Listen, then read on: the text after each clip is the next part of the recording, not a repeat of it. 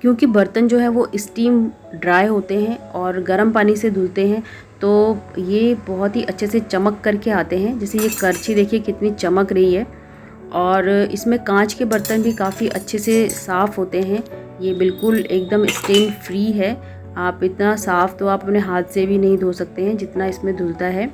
और अगर आप यहाँ पर ये हमारे पास में ये फोर्क है, जैसे इसके अंदर के ये जो कट होते हैं इसके अंदर तक का पूरा बहुत अच्छे से क्लीन हो जाता है। ये तो मुझे तब पता चला जब मैंने फ़र्स्ट टाइम इसे यूज़ किया और इसके अंदर से ब्लैक ब्लैक लेयर्स बाहर निकली, तब मुझे इसका एहसास हुआ कि ओहो, आज तक तो हम क्या यूज़ कर रहे थे। और इसी तरीके के बिल्कुल जो जो हम अंदर तक क्लीन नहीं कर पाते वो सारे बर्तन इसमें अच्छे से क्लीन हो जाते हैं।